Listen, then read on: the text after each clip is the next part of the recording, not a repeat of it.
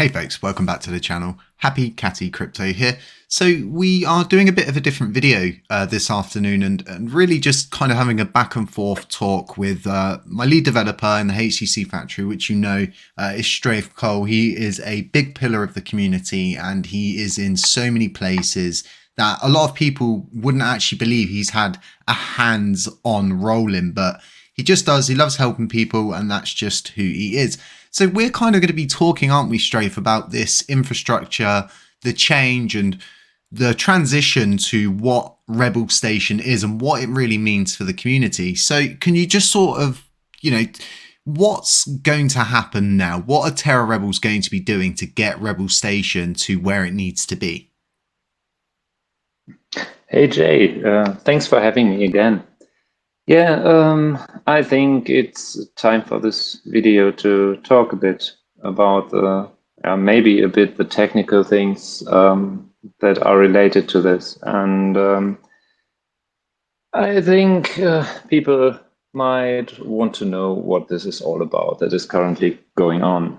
And as you mentioned, rebels, the Terra rebels are doing their own rebel station, and although you try to educate that people don't need to undelegate in such things, it's still that people think they need to do crazy things to get their coins over there.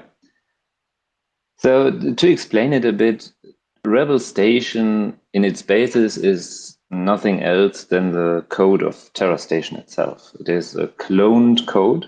It is the same basis, and the rebels then adjusted some things in the station code, like putting different endpoints. So the endpoints that call the chain, that query it for information, into use their own endpoints they provide. And for now, this is the main change they did, besides some optical things. But of course, they want to add new features, changes, and such things that might not be in Terra Station, because Terra Rebels said they won't contribute to Terra Station anymore. So that means as long as we have some other people that do bug fixes for Terra Station and TFL itself that said they would still support Terra Classic with a Terra Station Legacy version, there probably will be two stations that people can use with probably different features, with a different optical appearance. But it's not that at the current point in time, one of them would be preferable to use or the only one to use. But what I think is when Terra Rebels use their own endpoints, they at the current moment would probably not be ready to have all people switch from Terra Station, because that would cause a lot of load on their own infrastructure. And I am not sure because I have not the insights, but I guess it would be quite troubling to serve all the requests that currently reach the TFL infrastructure. I mean, and that's where a DDoS attack actually originates, is by overloading somebody's systems with multiple queries over and over and over. So things like that can just happen in general. So if you don't actually have good infrastructure built out, in the background to handle the load, you also open yourself up to security issues as well. But like you've been saying, Strafe, nobody needs to move their coins anywhere because you would just be sending them to yourself. Yeah, indeed. It would make no sense. If you really want to switch between Rebel Station or Terra Station, all you have to do is either use your mnemonic to recover the wallet in the station you want to use, or you export the private key from the station that you want to switch from and import it in the new station version. That is all you would need to do to move over. There's nothing else that needs to be done. And one thing that I always want to stress out, if you use the station extension on Chrome, do not delete the previous station. Just disable it in the extension settings, because that means you still can re-enable it. Let's say you want to move to the Rebel station extension, and then later want to move back because you realize, oh, I just want to stay with the Terra version. Then you simply have to disable the Rebel station extension and re-enable the old one, the Terra station one. But if you have deleted it, you have to recover the wallet again, because all settings that have been done, all private keys that have been stored are deleted with deleting your extension from the Chrome browser. So I always recommend to only disable it. See, for me, this makes even more sense as to this kind of move that's being made, that, you know, with the way Jared from TFL is willing to hand Terra Station as it stands with the keys or the pink slip for people to better understand what it actually means to hand over a public repository. Getting the keys and everything like that, it's so much less confusion for the community, because you say there's going to be 2 possible versions, but realistically it's going to be 3, because you're going to have Terra Station Legacy Station, which is going to be the new Alliance station, which TFL have said LUNC is going to be supported. Then you're going to have Rebel Station, so then that actually leaves 3.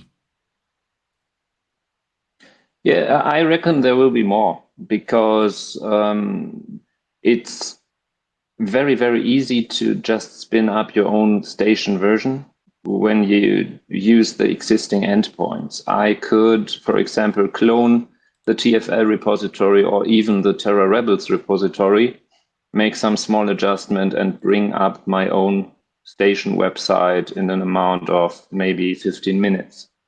That is really not a big deal. Where the work comes into play is to add new features, to fix bugs that come up, or then to support new features that may be added on chain, or like the text that was changed back in September.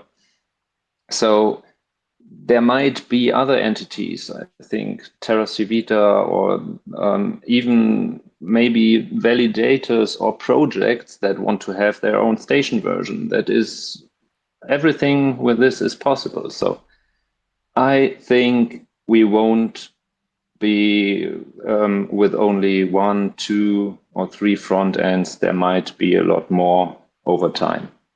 And always think that you can use things like Trust Wallet. It's also kind of a front end to the chain.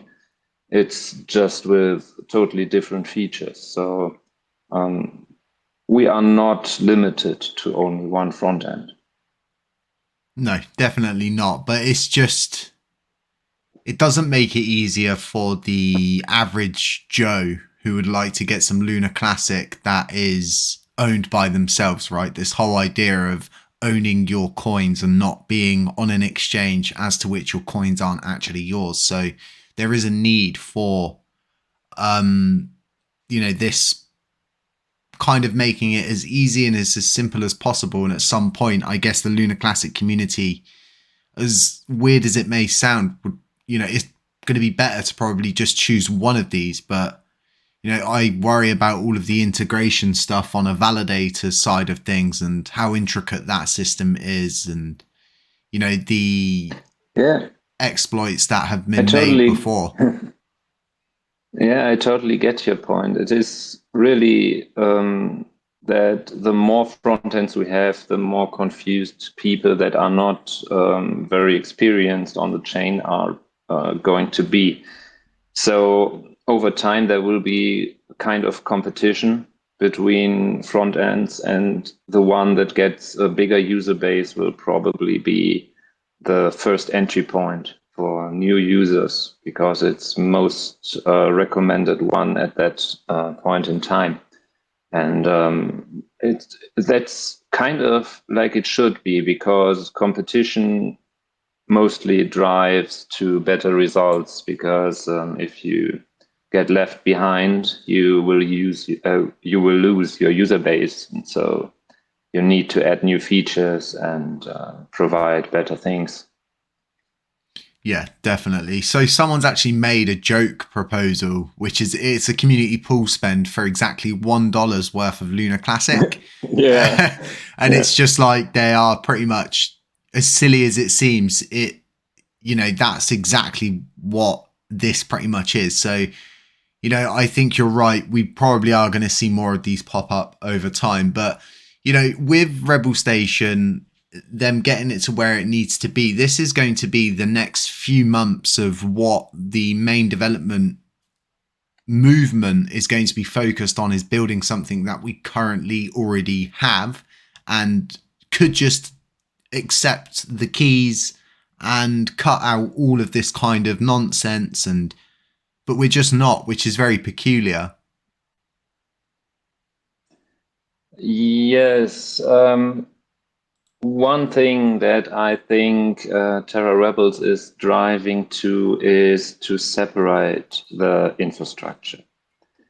And that is the main thing they won't be able to do with the Terra Station itself probably, to change all the endpoints to Terra Rebel controlled endpoints inside the station code and extension code. And that's what they need their own version for.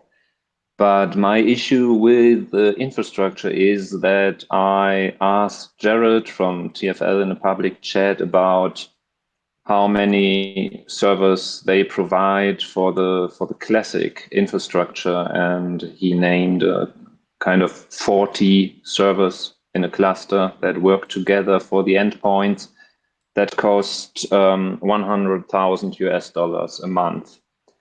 And he also stated that a company that is more experienced in infrastructure might get it for a cheaper price, but still, even let's say it is 50% of it, that would be 50,000 US dollars a month to maintain the infrastructure just for the endpoints. That's not the validator nodes. It's only the endpoints that are used to query the chain by the front ends, by D-apps, and all those things.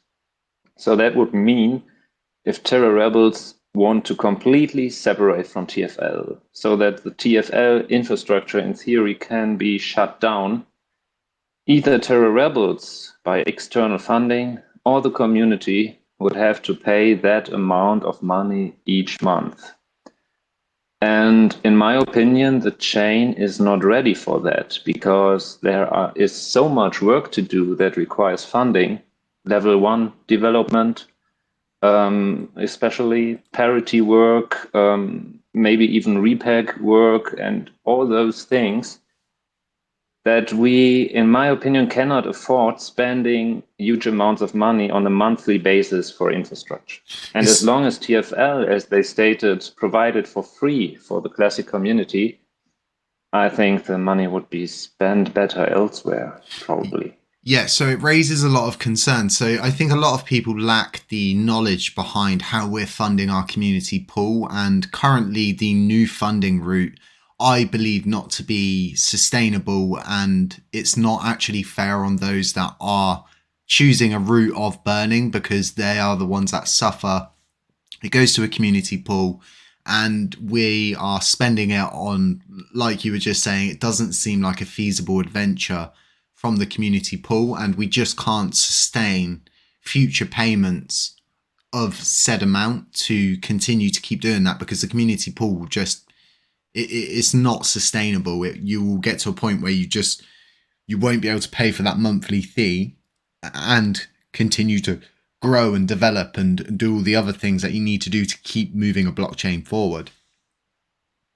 Yeah, with a Rebel proposal that will probably pass, I think it's 900 million. That's around 50% of the current LUNC holdings in the community pool. Additionally, I think the Grants Foundation 750 million for the first grants round were also not yet claimed from the community pool, which means that in fact, with all this subtracted from it, there would only be around maybe 400 LUNC plus the USTC that we have currently in it. And you can calculate what that means on a monthly basis that we could maximum spend from the community pool. So that means Terra rebels will know that. So either they have external funding for infrastructure, but that would mean we rely on a third party besides Terra rebels to maintain the chain in effect. And that is a risk in itself, of course, because the community might trust Terra rebels, but they probably don't trust a third party. They don't really know that funds all the infrastructure servers to be run for the classic chain. And so TFL, all those, it's still that many people don't trust them or blame them for what happened in May.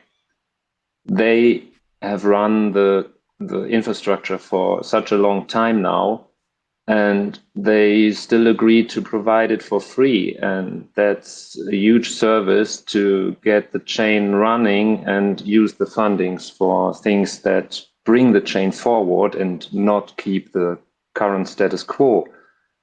And so that's my main issue with the separated infrastructure at the moment. But nonetheless, it's going to pass, and we are following this route. So I think the main thing for the community to gauge from this is really important, but it seems very simple to a lot of people, and I get it, but it's not, and people are still getting confused, is for that simple fact that you don't need to move your coins. It's just simply you connecting your wallet to a different endpoint. It's as simple as that. It really is as simple as that. So, Strafe, the re-enabling of IBCs is more or less done. We're in the final closing moments of everything getting re-enabled, but it's enabled on our side. We're just looking for communications elsewhere. A lot of people have hyped this up, but it's really down to the community and people building, isn't it, to now utilize this technology once again to make things better. It's not just going to, IBCs are back on, it's going to shoot up and stuff like that. No, really not, because we currently, as far as I'm aware, we don't have many use cases that make use of IBC. We have the osmosis frontier that is working again, and in fact has a high transaction volume as far as I have seen. I think they provided a lot to the burn text volume during the previous days. But for DApps and such things residing on chain, I don't see many use cases for IBC that are available at the moment. So I think it will not have a big effect in short term, but in midterm to long term, there will be many projects that make use of IBC, I think, and that is a huge benefit to have communication between chains available again.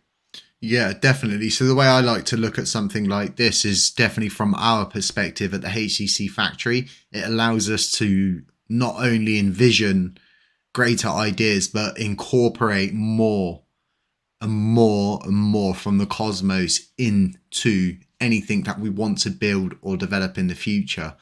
So it opens up many doors on a development scale, but it really is down to the community builders and people like that to utilize it. But yeah, the osmosis is there. You can utilize that by making very simple swaps to other coins in the cosmos, so to speak.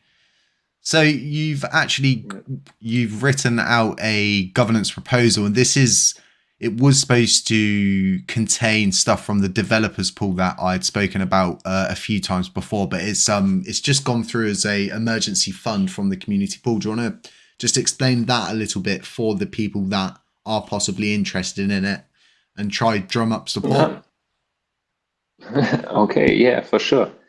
Um, I realized that the community is really wanting to have control of all community funds. That means so every spend from the community funds, like a community pool mainly, should be voted on by the community. But that in turn means that every spend takes at least 7 days, mostly more because you have to make an Agora post and educate people what this spend is meant for. So this leaves us in a situation where we have no possibility to spend community funds in a case of emergency. Let's say I have brought up 3 examples, but let's take only one of them. There have always been some plans for a community-owned DEX or something like that. And if it's community-owned, then that means it's community funds. And imagine it runs out of liquidity in one of the pools that needs to be refilled for the DX to continue working. You don't always have the time to wait for more than a week to get a community spend proposal up.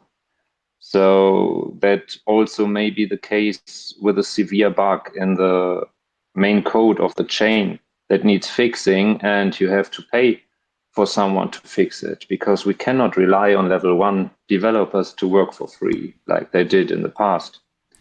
And in that case, we want someone to be paid for making a quick fix to a severe bug in the code, and we cannot wait for a week to get the spend proposal through.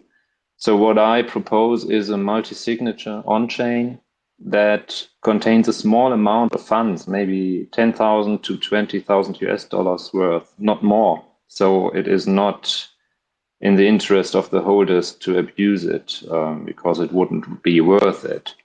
And those emergency funds could then be used in the very rare cases that the chain has to react immediately without having a spend proposal passing.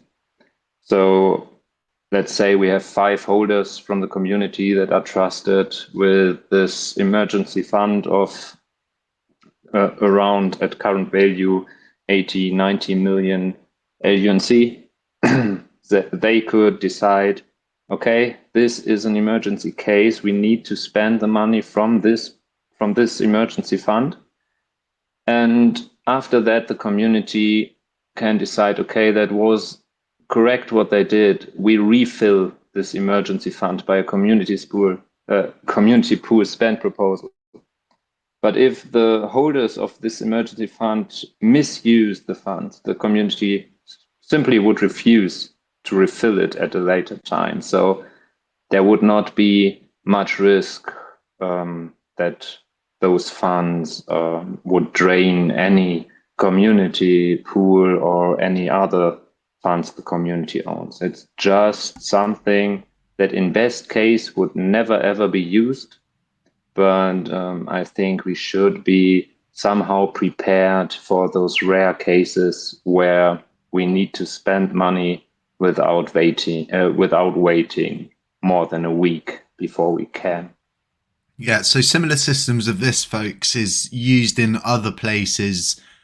For example, a lot of early access games on Steam require bug bounties, and just everyday people that spend time going around, and they actually, a lot of people will earn good money from doing bug bounties, and it's a normal thing for us to probably incorporate because of the simple fact that, you know, it's going to take what, so it works out as like 2 weeks, doesn't it, to get a, you know, an allocated amount of emergency funding as it stands. So I think this is a good route. It definitely is needed, this community owned DEX, and if someone can solve that, you would probably change the game a lot, because you could also build on that in the future by also using that DEX to, you know, also create swaps, and instead of people having to do everything off the actual system, they could do it on the system, and then all we need to do is figure out an on-off ramp, and you'd be sorted. People would then no longer need to require or rely on a CEX to be able to get USTC or LUNC to buy or to sell. Even if you could do what a lot of these decentralized exchanges do, which is simply connecting buyers and sellers together, and in that way, then you're really just like a middleman, i.e., a smart contract. Really is as simple as that. DEX. Yeah, DEX is something very interesting, but also something that has to be very, very well thought out, because managing and maintaining the liquidity pools so they can't be abused, it's not a trivial task. But I think a real DEX on-chain that provides more than those third-party ones like Terra, so a full community-owned DEX would be of great benefit to the chain itself.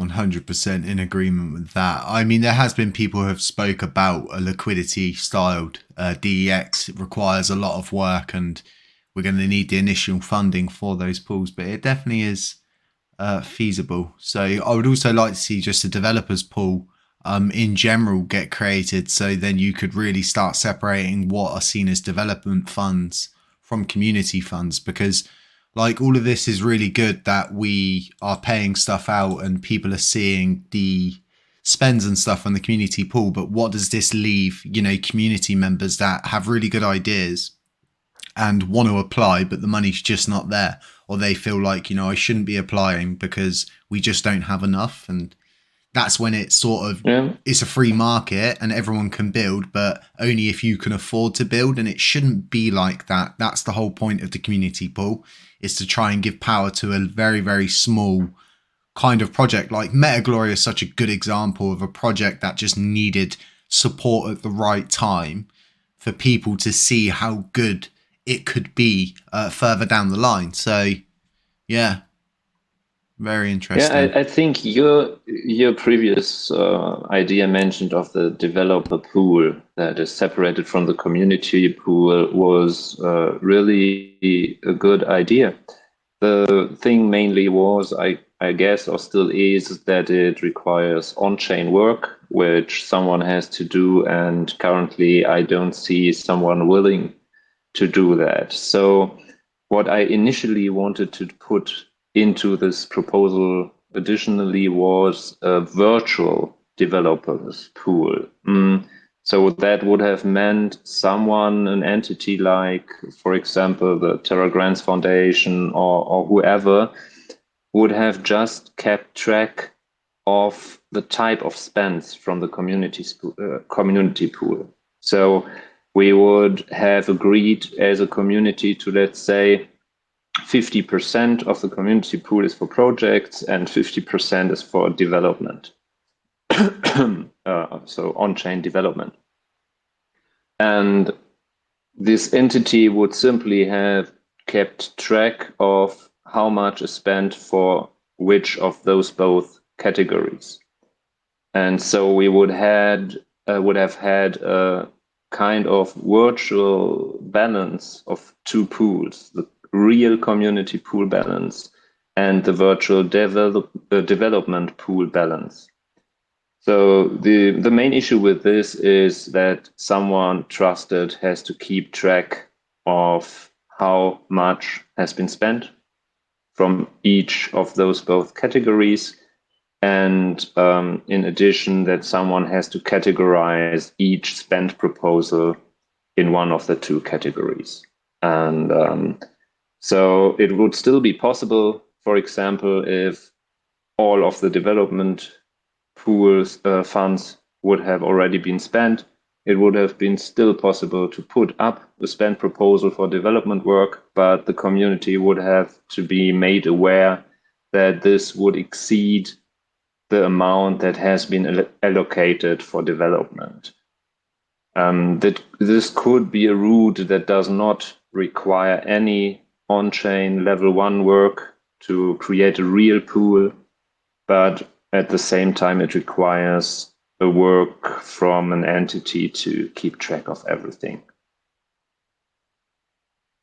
And that's always going to be kind of an issue with something like that, is you need a responsible person, entity, or group behind it. Some kind of multi-signature wallet is normally a root for something like that, just to kind of, make sure that, certain decisions are left down to a certain amount of people voting either yes or no on it, so to speak. So, with this kind of issue surrounding, and it's hard to, judge it as, is it an issue or isn't it an issue? But I think eventually, Binance I don't think they've noticed that we are now reminting coins. And I think a lot of people believe, they'll just stop burning, but ultimately they could just never notice.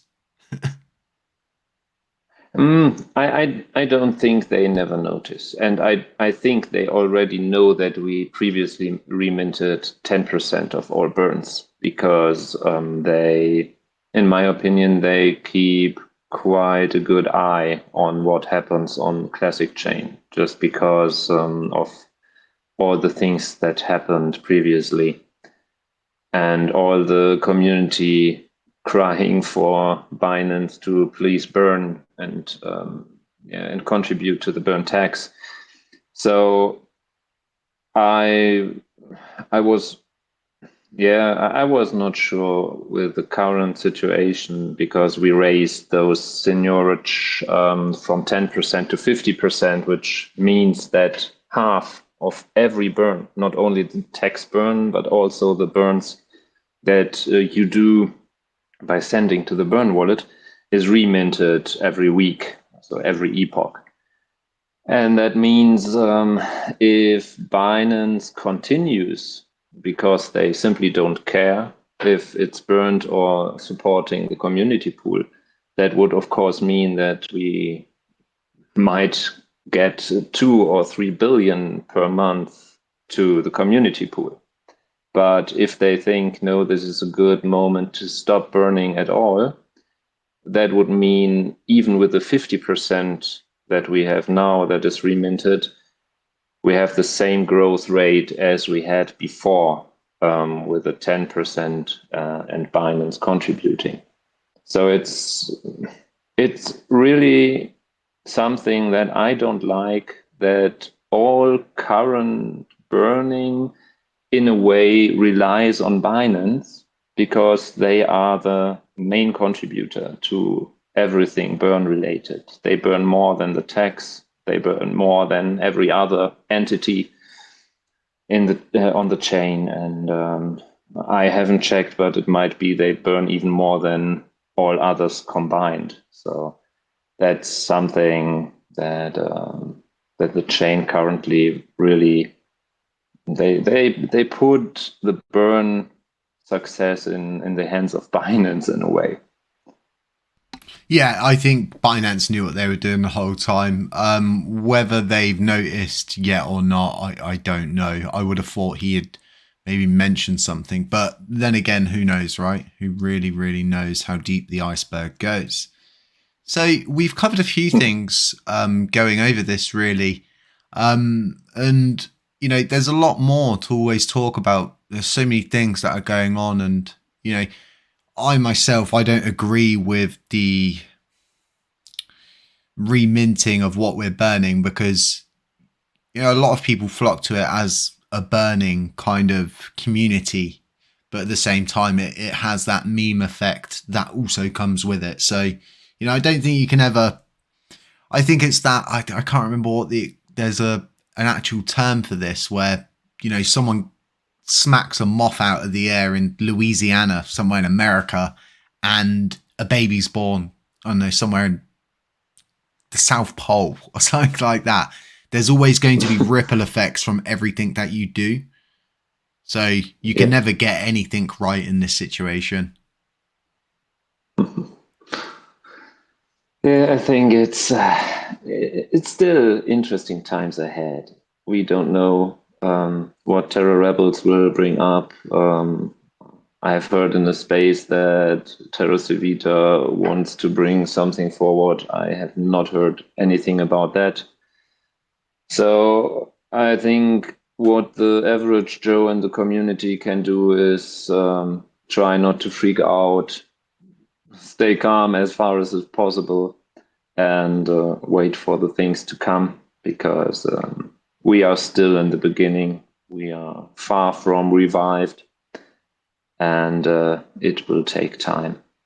Yeah, it's definitely going to take time. So, folks, that's all we've got for you here. So, I hope we got some good information out to you. I hope you enjoyed this kind of mini podcast episode that we brought forward.